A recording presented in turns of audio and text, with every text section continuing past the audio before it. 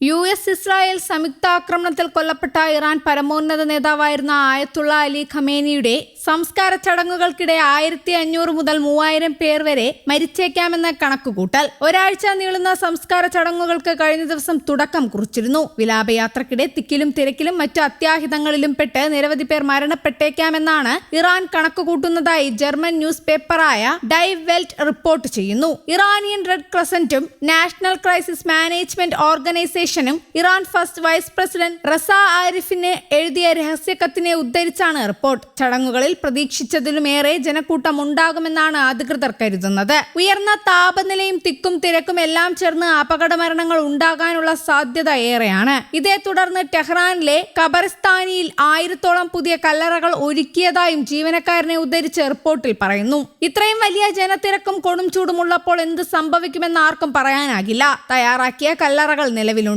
3000 പേർ വരെ മരിച്ചാലും അടക്കം ചെയ്യാനുള്ള സൗകര്യങ്ങൾ തയ്യാറാണെന്ന് ടെഹ്റാൻ മുനിസിപ്പാലിറ്റി ഉദ്യോഗസ്ഥൻ പറഞ്ഞതായി റിപ്പോർട്ടിൽ പറയുന്നു. വൻ ദുരന്തം സംഭവിച്ചാൽ മരിച്ചവരെയും കാണാതാകുന്നവരെ കുറിച്ചും കൈകാര്യം ചെയ്യാൻ പ്രത്യേക യൂണിറ്റിനും അധികൃതർ രൂപം നൽകിയിട്ടുണ്ടെന്നാണ് വിവരം. ശനിയാഴ്ചയായിരുന്നു ഖമേനിയുടെ സംസ്കാര ചടങ്ങുകൾക്ക് തുടക്കമായത്. ജൂലൈ 9-ന് മഷ്ഹദ് നഗരത്തിലാണ് മൃതദേഹം കബറടക്കുക.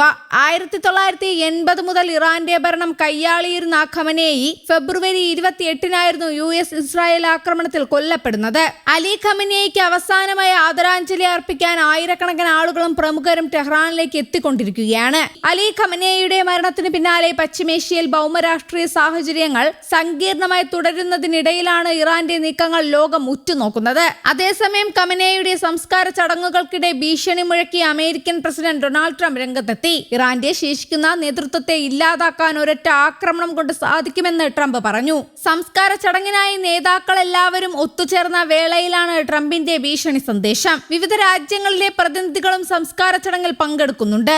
ഇതിനിടെയായിരുന്നു ട്രംപിന്റെ പരാമർശം. എല്ലാവരും ഒത്തുചേർന്നിരിക്കുകയാണ്, ഒരു ഷോട്ട് മതി എല്ലാവരെയും പുറത്താക്കാൻ. പക്ഷേ ഞങ്ങൾ അത് ചെയ്യില്ല, കാരണം അങ്ങനെ ചെയ്താൽ തങ്ങളുമായി ചർച്ച ചെയ്യാൻ ആരും ഉണ്ടാകില്ല എന്ന് ട്രംപ് പറഞ്ഞതായി ആക്സിയോസ് റിപ്പോർട്ട് ചെയ്തു. അതേസമയം ഖമനേയിയുടെ വിലാപയാത്രയിലെ അഭൂതപൂർവമായ ജനക്കൂട്ടം താൻ ഒട്ടും പ്രതീക്ഷിച്ചിരുന്നില്ല എന്ന് ഡൊണാൾഡ് ട്രംപ് പ്രതികരിച്ചു. ഇറാനിലെ ജനങ്ങൾക്ക് ഖമനേയിയോട് വെറുപ്പാണെന്നാണ് താൻ കരുതിയത് എന്നും വിലാപയാത്രയിലെ ദൃശ്യങ്ങൾ കണ്ട് താൻ ഞെട്ടിപ്പോയെന്നും അദ്ദേഹം പറഞ്ഞു. ടെഹ്റാനിലെ ഗ്രാൻഡ് മൊസല്ല മോസ്കിൽ ഖമനേയിയുടെ ഭൗതിക ശരീരം പൊതുദർശനത്തിന് വെച്ചപ്പോൾ ലക്ഷക്കണക്കിന് ആളുകളാണ് വികാരധീനരായി ഒഴുകിയെത്തിയത്. ഖമനേയിയുടെ കറുത്ത തലപ്പാവ് വെച്ച പെട്ടിക്ക് മുന്നിൽ നെഞ്ചത്തടിച്ച് കരഞ്ഞുകൊണ്ട് ജനങ്ങൾ തങ്ങളുടെ ദുഃഖം രേഖപ്പെടുത്തി. ഇസ്രായേലിനും അമേരിക്കയ്ക്കുമെതിരെ പ്രതികാരം ആവശ്യപ്പെട്ടുകൊണ്ടുള്ള മുദ്രാവാക്യങ്ങൾ കൊണ്ട് അന്തരീക്ഷം മുഖരിതമായിരുന്നു. അമേരിക്കയ്ക്ക് നാശം, ഇസ്രായേലിന് നാശം എന്നീ മുദ്രാവാക്യങ്ങൾ പ്രതിഷേധക്കാർ മുഴക്കിയിരുന്നു. വിലാപയാത്ര നടന്ന ജൂലൈ 4 അമേരിക്കയുടെ 250-ാം സ്വാതന്ത്ര്യ ദിനമായിരുന്നു. ഹൊർമൂസ് കടലിടുക്കിന്റെ നിയന്ത്രണവുമായി ബന്ധപ്പെട്ട അമേരിക്കയുമായി നടന്നിരുന്ന ചർച്ചകൾ വിലാപയാത്ര കഴിയുന്നതുവരെ നിർത്തിവെച്ചിരിക്കുകയാണ്. അതീവ സുരക്ഷാ ക്രമീകരണങ്ങളാണ് ചടങ്ങുകൾക്കായി ഒരുക്കിയിരിക്കുന്നത്. ഖമനേയിയുടെ ഭൗതികദേഹം ഇറാനിലെയും ഇറാഖിലെയും വിവിധ നഗരങ്ങളിൽ കൊണ്ടുപോയ ശേഷം വ്യാഴാഴ്ച അദ്ദേഹത്തിന്റെ ജന്മനാടായ മഷാദിലെ ഇമാം റസ ദേവാലയത്തിൽ സംസ്കരിക്കും. News desk Kerala Kaumudi.